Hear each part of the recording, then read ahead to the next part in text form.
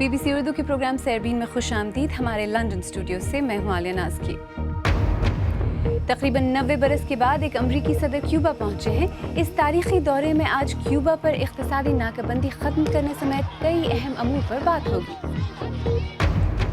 Twitter کو 10 برس مکمل ہوئے. سماجی رابطوں کی اس ویب سائٹ کے ذریعے اب 500 ملین پیغامات روز پوسٹ کیے جاتے ہیں.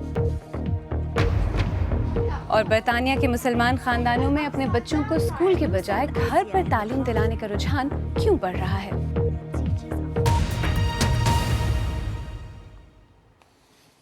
امریکی صدر باراک اوباما کے دورے کیوبا کا آج دوسرا دن ہے. وہ تقریباً 90 برس میں پہلے امریکی صدر ہیں جنہوں نے کیوبا کا دورہ کیا ہے. وہ آج کیوبا کے صدر راؤل کاسترو سے ملاقات کریں گے اور توقع ہے کہ وہ کیوبا میں سیاسی آزادیوں کے بارے میں بات کریں گے. اس کے علاوہ کیوبا پر امریکی پابندیوں کا خاتمہ بھی ایک اہم موضوع رہے گا.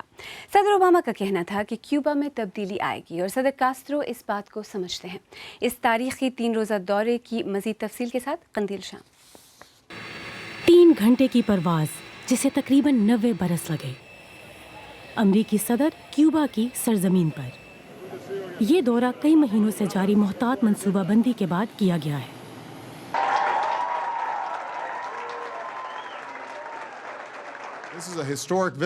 یہ ایک تاریخی دورہ ہے اور ایک تاریخی موقع ہے کہ کیوبا کے لوگوں کے ساتھ براہ راست رابطہ کیا جا سکے اور نئے معاہدے اور تجارتی تعلقات قائم کیے جا سکیں.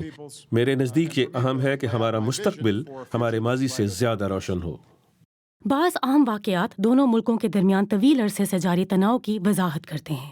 1898 میں کیوبا کی اسپین کے خلاف جنگ آزادی میں امریکہ مکمل طور پر شامل ہوا. 1901 میں امریکہ نے ایک جمہوری حکومت اور آئین کے قیام میں مدد کی. اس کے تحت امریکہ کو حق حاصل تھا کہ وہ کیوبا کی آزادی کے تحفظ کے لیے مداخلت کر سکے. انقلابی شخصیت فیڈل کاسترو کو امریکہ کے خلاف بڑھتے ہوئے جذبات کی وجہ سے بھی کافی حمایت ملی. 1959 میں چے گویوارا کے ساتھ مل کر انہوں نے ڈکٹیٹر فلگنسینو باتستا کو شکست دی. 1962 میں سوویت یونین نے اپنے ایٹمی میزائل کیوبا میں رکھنے شروع کر دیے. اس کے نتیجے میں امریکہ نے کیوبا کی ناکہ بندی کر دی. 5 دہائیوں سے زیادہ عرصے سے دونوں ملکوں کے درمیان کشیدگی جاری رہی. 2014 میں ایک حیرت انگیز بیان میں صدر اوباما اور راؤل کاسترو نے کہا کہ وہ امریکہ اور کیوبا کے درمیان تعلقات کو معمول پر لائیں گے. کیوبا کے لوگ ایک طویل عرصے سے امریکہ کے ساتھ تعلقات میں بہتری کے منتظر رہے ہیں اور اوباما کو اولڈ ہوانا میں دیکھ کر یوں محسوس ہوا کہ وہ لمحہ آ گیا ہے. یہ روڈیو ایک زرعی شو کا حصہ ہے. کمیونسٹ ممالک ٹریکٹر کی پیداوار سے اقتصادی صلاحیت کی پیمائش کرتے تھے. تو یہ دلچسپ بات ہے کہ جیسے دونوں ملکوں کے درمیان تعلقات نرم ہو رہے ہیں، کیوبا میں پہلی امریکی کمپنی کیوبا کو زرعی مشینری فروخت کرے گی. لیکن ہر طرف خوشی اور جشن نہیں ہے. خود کو لیڈیز ان وائٹ کہنے والے ایک احتجاجی گروہ کے ارکان کو گرفتار کیا گیا اور وائٹ ہاؤس نے کہا ہے کہ صدر اوباما ان مخالفین سے ملاقات کریں گے چاہے کیوبا کی حکومت کو یہ بات پسند ہو یا نہ ہو. اولڈ ہوانا یوں لگتا ہے کہ ماضی کی قید میں ہے، لیکن تبدیلی آ رہی ہے اور تیزی سے، اور اوباما کا یہ دورہ ہے اس تبدیلی کی واضح علامت. قندیل شام، BBC نیوز. اور اسی بارے میں مزید بات کرنے کے لیے اس وقت واشنگٹن سے ہمارے ساتھ براہ راست موجود ہیں نامہ نگار برجیش اپادھیائے. برجیش، صدر اوباما کے اس دورے کو تاریخی کہا جا رہا ہے. خود امریکہ میں اسے کیسے دیکھا جا رہا ہے؟ دیکھیں عالیہ، ایک ملی جلی تصویر نکل کر سامنے آ رہی ہے. جیسا کہ آپ نے کہا، زیادہ تر لوگ اسے تاریخی مان رہے ہیں. نیو یارک ٹائمز نے ایک تازہ ترین سروے کروایا ہے جس کے مطابق 62% امریکی اس کے حق میں ہیں، لیکن صرف 40% ایسے ہیں جن کا کہنا ہے کہ اس دورے سے کیوبا میں ان لوگوں کے ہاتھ مضبوط ہوں گے جو جمہوریت کی حمایت کر رہے ہیں. غورطلب یہ بھی ہے کہ صدارتی امیدواری کی جو ریس چل رہی ہے اس میں بھی اس کا خاصا ذکر آ رہا ہے. جو کیوبائی نژاد سینیٹر ہیں ٹیڈ کروز، جو نمبر 2 پر چل رہے ہیں، وہ اس کے کافی خلاف بیان دے رہے ہیں. ان کا کہنا ہے کہ اس دورے سے کمیونسٹ جو حکومت ہے اس کے ہاتھ مضبوط ہوں گے. وہیں ڈونلڈ ٹرمپ اس کا ساتھ دے رہے ہیں، وہ اس کے حق میں ہیں، لیکن ان کا کہنا ہے کہ اس سے بہتر ڈیل کی جا سکتی تھی اور وہ رہتے تو اور زیادہ انتظار کرتے. ریپبلکن پارٹی کے زیادہ تر سینیٹرز اس کے خلاف نظر آ رہے ہیں. اچھا برجیش، سب سے اہم موضوع جو شاید صدر اوباما اور صدر کاسترو کے درمیان ہوگا وہ جو اقتصادی پابندیاں ہیں وہ ہوگا. کیا صدر اوباما یہ ہٹوانے میں کامیاب ہو سکیں گے، آپ کو لگتا ہے؟ دیکھیں صدر اوباما خود بھی یہ بات کہہ چکے ہیں اور اس دورے کی اس تعلقات کو بہتر کرنے کی حمایت کرنے والے لوگ بھی یہ کہہ چکے ہیں کہ اوباما کے رہتے رہتے یہ پابندیاں ہٹ جائیں ایسا ممکن ہوتا ہوا نہیں نظر آ رہا ہے. کانگریس پر جیسا کہ آپ جانتے ہیں ریپبلکنز کی اکثریت ہے کانگریس میں اور زیادہ تر ریپبلکنز اس کے خلاف ہیں. تو یہ ضرور ہو رہا ہے کہ جو باتیں اوباما کے اختیار میں ہیں چھوٹی چھوٹی جیسے سفارت خانہ کھولنا وہ ہو گیا ہے. آج ہو سکتا ہے وہ اعلان کریں کہ گوگل وہاں پر انٹرنیٹ لانے کی کچھ شروعات کر سکے. تو یہ باتیں تو ہو رہی ہیں لیکن جو پورا ٹریڈ جو ایک پابندیاں ہیں وہ ہٹنے میں شاید کامیابی نہ ملے. اچھا برجیش، اب تک کی اطلاعات کے مطابق فیڈیل کاسٹرو سے تو ملاقات نہیں کر رہے ہیں نا صدر اوباما؟ جی نہیں، یہ گزشتہ ہفتے ہی یہ واضح ہو گیا تھا کہ ملاقات نہیں ہوگی. وائٹ ہاؤس نے کہا کہ نہ تو فیڈیل کاسٹرو نے نہ ہی امریکہ نے خواہش جتائی ہے کہ ملاقات ہو. اور جب یہ تعلقات بحال ہونے کا اعلان ہوا تھا پچھلے سال تو اس وقت بھی فیڈیل کاسٹرو نے یہ لکھا تھا کہ میرا امریکہ کی پالیسی پر بالکل یقین نہیں ہے اور نہ ہی میری ان سے کوئی بات چیت ہوئی ہے، لیکن اس کا مطلب یہ نہیں ہے کہ میں پرامن طریقے سے شانتی یا امن بحال کرنے کے یا ان مسائل کے حل ڈھونڈنے کے حق میں نہیں ہوں. واشنگٹن سے برجیش اپادھیائے ہم سے بات کرنے کا بہت شکریہ. آئیے اب دیکھتے ہیں کہ اس بارے میں سوشل میڈیا پر کون کیا کہہ رہا ہے. امریکی صدر باراک اوباما نے کیوبا پہنچنے پر ٹویٹ کی تھی کہ ابھی ہوانہ میں اترا ہوں اور کیوبا کے عوام سے ملاقاتوں اور ان سے براہ راست بات کرنے کا منتظر ہوں. ریپبلکن پارٹی کی جانب سے صدارتی نامزدگی کے امیدوار ڈونلڈ ٹرمپ نے کہا کہ صدر اوباما کیوبا پہنچے جو کہ بہت بڑی بات ہے، مگر راؤل کاسترو انہیں خوش آمدید کہنے نہیں آئے. انہوں نے پوپ اور دوسروں کا استقبال کیا، کوئی عزت نہیں. مرتضی حسین جو کہ ایک صحافی ہیں وہ لکھتے ہیں کہ صدر اوباما کے لیے کیوبا کو انسانی حقوق پر لیکچر دینا بہت مشکل ہوگا کیونکہ امریکہ تقریباً کیوبا ہی کی سرزمین پر ایک عقوبت خانہ چلا رہا ہے. آئیے اب ایک نظر دیگر اہم موضوعات پر ڈالتے ہیں. دنیا کی پہلی ٹویٹ کو آج 10 برس ہو گئے ہیں. یہ ٹویٹ ٹویٹر کے کو فاؤنڈر جیک ڈورسی نے کی تھی. اس کے بعد سے اب تک اس مائکرو بلاگنگ سائٹ نے سوشل میڈیا کو بدل ہی ڈالا ہے. ٹویٹر کے 140 حروف تک محدود پیغامات صحافیوں، سیاستدانوں، ایکٹیوسٹس اور نامور شخصیات کے لیے اپنی بات کہنے کا ایک مؤثر اور ناگزیر وسیلہ ہیں. اب 500 ملین ٹویٹس روز کی جاتی ہیں. تفصیل عمر آفریدی سے.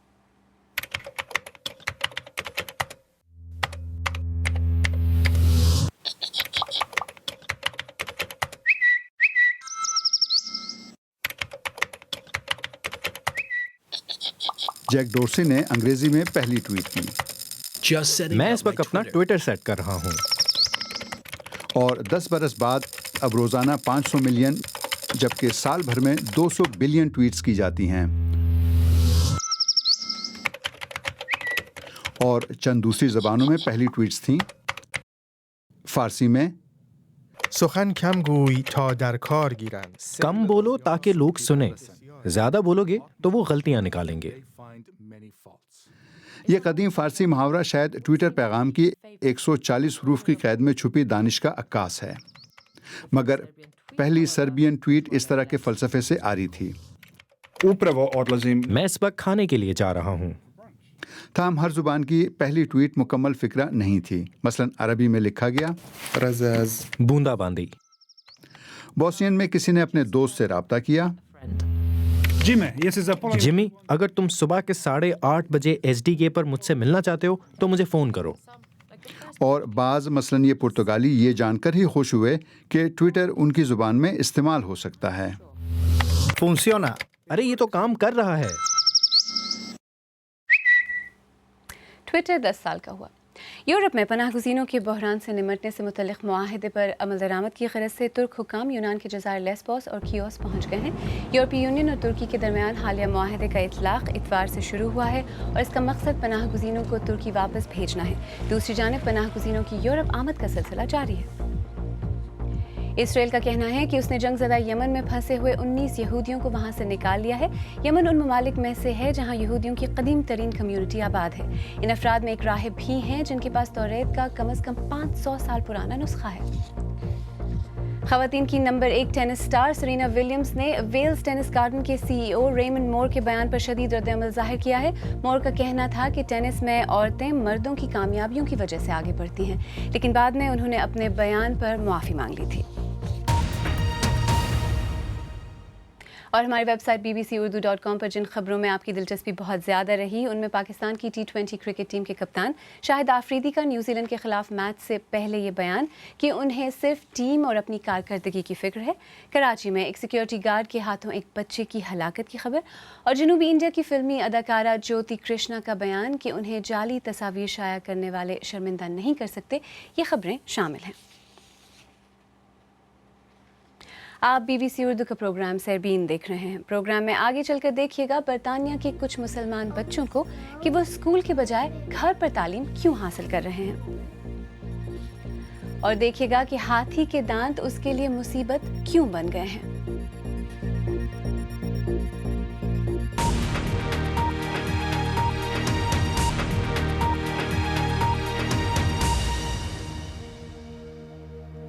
BBC اردو کے پروگرام سیربین میں ایک بار پھر خوش آمدید، میں ہوں عالیہ ناز کی۔ حالیہ اعداد و شمار کے مطابق یہاں برطانیہ میں مسلم والدین میں اپنے بچوں کو گھر پر تعلیم دینے کا رجحان بڑھتا نظر آ رہا ہے۔ اس کی مختلف وجوہات بتائی جا رہی ہیں، جن میں معیار تعلیم اور حکومت کی جانب سے دہشت گردی سے نمٹنے کے لیے حکمت عملی شامل ہیں۔ BBC ایشین نیٹ ورک کی انیسہ قادری کی رپورٹ پیش کر رہی ہیں ثنا گلزار۔ یہ کون سی شکل ہے؟ یہ موسیٰ اور آسیہ ہیں جو نیوم میں اپنے گھر میں قائم کلاس روم میں پڑھتے ہیں۔ اساتذہ ہیں ان کے والد اور خاندان کی دوست راما، لیکن گھر سے تعلیم ان کی بہن سمایہ سمیت ہر کسی کو پسند نہیں۔ مجھے گھر پر پڑھنا پسند ہے کیونکہ اس طرح میں اپنے بھائی اور والد کے ساتھ زیادہ وقت بتا سکتی ہوں۔ میں اپنے دوستوں کو مس کرتی ہوں۔ اسکول میں میرا پسندیدہ مضمون تاریخ ہے۔ آسیہ کو اسکول میں دوست بنانے میں دشواری ہو رہی تھی۔ موسیٰ ایک جگہ ٹک کر نہیں بیٹھتا۔ اسکول میں 30 اور بچوں کے ہوتے ایک ٹیچر صرف اس پر توجہ نہیں دے سکتی، اس لیے ان کے والدین نے انہیں گھر سے پڑھانے کا فیصلہ کیا۔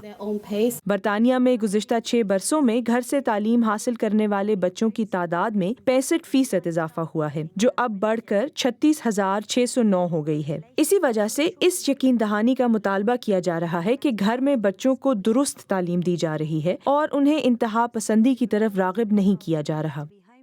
ان بچوں کی والدہ نائلہ اپنے کام کی وجہ سے چہرہ نہیں دکھانا چاہتی۔ اس وقت گھر سے پڑھنے والے اپنا نصاب خود چن سکتے ہیں اور پڑھانے کا طریقہ بھی۔ رجسٹریشن سے اس میں فرق پڑے گا۔ نائلہ ان والدین میں سے ایک ہیں جنہوں نے گھر سے پڑھانے کے بارے میں فیس بک پر ایک گروپ بنا رکھا ہے۔ ان کا کہنا ہے کہ مذہبی اسکول مہنگے ہیں اور سب کا معیار بھی اچھا نہیں ہوتا۔ نائلہ کا کہنا ہے کہ حکومت کی پریونٹ اسٹریٹجی کے تحت ٹیچرز کی قانونی ذمہ داری ہے کہ وہ بچوں میں انتہا پسند رجحانات کی رپورٹ کریں۔ اس وجہ سے بھی گھر سے تعلیم دینے میں اضافہ ہو رہا ہے۔ بچوں کو گھر سے پڑھانے میں ہمیں روزمرہ کے کام جیسا کہ تعلیم کے دوران ان کے بلا فکر نماز پڑھنے وغیرہ کی آزادی حاصل ہے۔ اسکولوں پر سے لوگوں کا اعتبار اٹھنے کی سب سے بڑی وجہ پریونٹ اسٹریٹجی ہے، کیونکہ انہیں بچوں کی جاسوسی کرنے کو کہا جاتا ہے۔ حکومت کا کہنا ہے کہ وہ اس نظام کو بہتر بنانے میں بھرپور کردار ادا کر رہی ہے اور گھر سے تعلیم دینے کا حق بھی برقرار رکھنا چاہتی ہے۔ حکام کا کہنا ہے کہ پریونٹ اسٹریٹجی بچوں کی حفاظت کے لیے ہے۔ نائلہ کہتی ہیں کہ گھر سے تعلیم کی وجہ سے ان کے بچے معاشرے سے کٹ نہیں رہے، کیونکہ وہ دوسرے بچوں کے ساتھ کراٹے سمیت کئی سرگرمیوں میں حصہ لیتے ہیں۔ انیسہ قادری کی رپورٹ۔ اگر آپ یہ رپورٹ یا آج کا پروگرام دوبارہ دیکھنا چاہیں تو ہمارے YouTube چینل پر آئیے، پتہ ہے youtube.com/BBC اردو۔ اگر آپ ہمارا پروگرام موبائل پر دیکھتے ہیں تو ہم نے آپ کے لیے خصوصی موبائل پلے لسٹ بھی تیار کی ہے جو ہمارے YouTube پیج پر موجود ہے۔ افریقہ میں ہر سال 30 سے 40 ہزار ہاتھیوں کو ان کے قیمتی دانتوں کے لیے غیر قانونی طور پر مار دیا جاتا ہے اور ان کی تعداد گھٹ کر تقریباً 4 لاکھ رہ گئی ہے۔ ایشیا میں ہاتھی دانت کی بڑھتی ہوئی مانگ اور پیسے کی لالچ ان ہاتھیوں کی نسل کشی کا بڑا سبب ہے۔ ڈیموکریٹک ریپبلک آف کانگو میں قائم گریمبا نیشنل پارک میں ہاتھیوں کی حفاظت کے لیے رینجرز تعینات کیے گئے ہیں، جہاں سے BBC کے افریقہ کے نامہ نگار ایلسٹر لیتھہیڈ نے یہ رپورٹ بھیجی ہے۔ اسے پیش کر رہے ہیں فیاض احمد۔ اس رپورٹ کے بعض مناظر آپ کے لیے تکلیف دہ ہو سکتے ہیں۔ It's tough terrain in Garamba National Park. Garamba national park ایک دشوار گزار علاقہ ہے جہاں 100 سے بھی کم رینجرز ہاتھیوں کو پوچرز یعنی غیر قانونی شکار کرنے والوں سے بچانے کی کوششوں میں مصروف ہیں۔ ہم رینجرز کے ساتھ ایک ایسے مقام پر پہنچے جہاں پوچرز نے حال ہی میں حملہ کیا تھا۔ یہاں گھاس اتنی اونچی ہے کہ ہاتھیوں کے ڈھانچے صرف فضا ہی سے دکھائی دیتے ہیں اور پھر رینجرز کو اطلاع دی جاتی ہے۔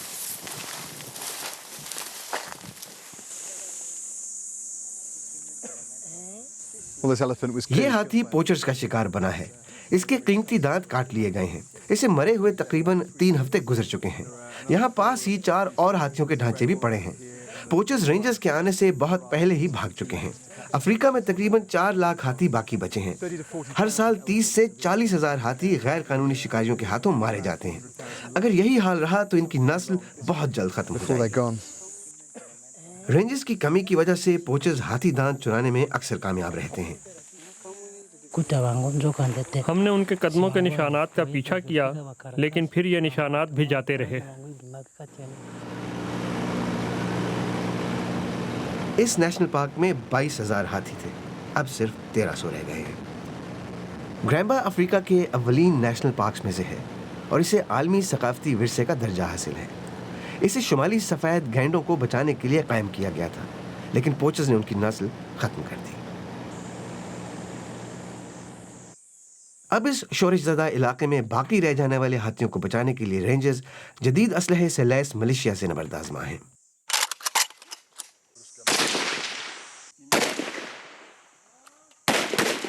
گرامبا کا انتظام افریقن پارکس نامی تنظیم کے پاس ہے جو ان رینجرز کو تربیت دیتی ہے، لیکن ان کا اسلحہ پرانا اور تقریباً ناکارہ ہے۔ کبھی کچھ شکاری پکڑے بھی جاتے ہیں۔ یہ مقامی آدمی مخبری کے بعد ہاتھی دانت سمیت پکڑا گیا۔ مقامی طور پر فی کلوگرام ہاتھی دانت تقریباً $30 کا ہے، جبکہ ایشیائی منڈیوں میں اس کی قیمت $1,000 ہے۔ گرامبا کی حفاظت کے لیے مزید کئی 100 رینجرز کی ضرورت ہے، لیکن پوچرز کے خلاف جنگ کے اگلے محاذ پر ہاتھی بڑی تیزی سے ناپید ہو رہے ہیں۔ ایلسٹر لیتھہیڈ کی رپورٹ۔ آخر میں آپ کو یاد دلاتے چلیں کہ امریکی صدر اوباما کا تاریخی دورہ کیوبا آج سیربین کا بڑا موضوع تھا۔ صدر اوباما کے دورہ کیوبا کا آج دوسرا روز ہے۔ وہ تقریباً 90 برس میں پہلے امریکی صدر ہیں جنہوں نے کیوبا کا دورہ کیا ہے۔ اگر آپ چاہیں تو مجھ سے اور ہماری ٹیم کے دیگر ساتھیوں سے ٹویٹر پر بھی رابطہ کر سکتے ہیں۔ میرا ٹویٹر ہینڈل ہے @AliaNazki۔ اس کے ساتھ ہی سیربین اختتام کو پہنچا۔ کل پھر حاضر ہوں گے، تب تک تازہ ترین خبروں کے لیے ہماری ویب سائٹ pbcurdu.com دیکھتے رہیے۔ عالیہ نازکی کو اجازت دیجیے۔